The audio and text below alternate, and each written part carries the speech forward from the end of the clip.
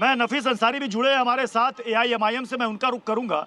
लेकिन मैं मौलाना शहाबुद्दीन जी आपसे समझना चाहूँगा, आप जो आज कह रहे हैं, आपके मन में संदेह, डाउट, ये जो आशंकाएं आ रही हैं, जब टीएमसी की सरकार थी और जब यही आरोप लगता था कि वो तुष्टीकरण की राजनीति करती है, आपने कितनी बार संदेह पैदा किया, कितनी बार आपके मन में संदेह आया जो आज आपके मन में संदेह आ रहा है?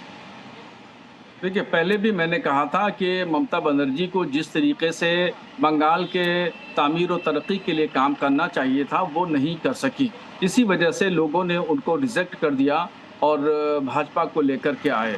मगर अब जो जिस तरीके से अभी तोड़ फोड़ हुई है और शुभेंदु अधिकारी एकदम मजहबी लिबास, मजहबी कलर के साथ में पहुँचे हैं, तो उससे जो है जाहिर बात है कि जो लोग हैं उनके मन में इस तरह की बातें तो उभरेंगी और उठेंगी। और वो साफ तौर पर 2 दिन पहले वो कह चुके कि हिंदुओं ने मुझे वोट दिया, मुसलमानों ने वोट नहीं दिया। एक बड़े अधिकारी को कभी किसी भाजपा के नेता ने इस तरह की बात नहीं कही कि मुझे हिंदुओं ने वोट दिया, मुसलमानों ने वोट नहीं दिया। मैंने पहली बार उनकी जुबान से इस तरह की बात सुनी है। उनको मालूम है कि अब हम मुख्यमंत्री की कुर्सी पर बैठने जा रहे हैं, जिम्मेदारी निभाने जा रहे हैं, संविधान के उसूलों की पाबंदी करने जा रहे हैं, और इस तरह की भाषा जब बोलेंगे तो जाहिर बात है कुछ लोगों के दिलो दिमाग में इस तरह की बातें उभरेंगी।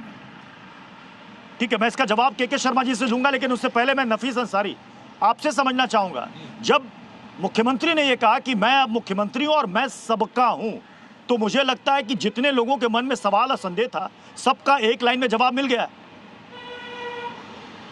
देखिए प्रत्युष जी, हमारे मन में ऐसा कोई संदेह नहीं है। इसलिए नहीं है क्योंकि देश कल भी संविधान से चल रहा था और आज भी संविधान से चल रहा है। जिनके मन में संदेह है क्यों है वो जाने। देखिए, आज भारत में कई किस्म की पार्टी और सब भारत की पार्टी, चाहे वो बीजेपी हो, कांग्रेस हो, लोग उनको नकार सकते हैं, कभी सर में बैठा सकते हैं। आज पश्चिम बंगाल में बीजेपी को कोई वर्ग वोट करे या ना करे, लेकिन उनको सत्ता मिली है।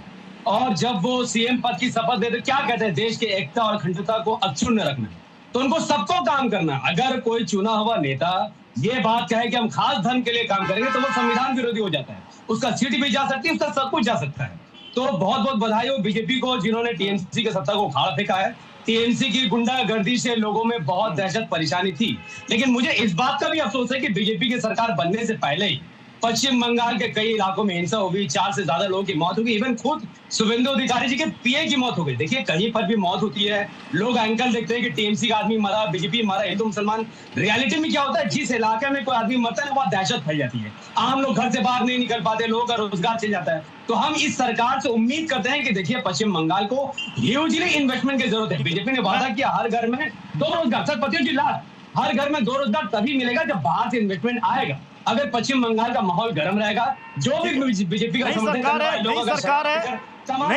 है, आज शपथ ग्रहण हुआ है, सरकार को थोड़ा सा वक्त भी देना पड़ेगा और देखना होगा कि कितना एक्शन प्लान धरातल पर नजर आता है। मैं के शर्मा जी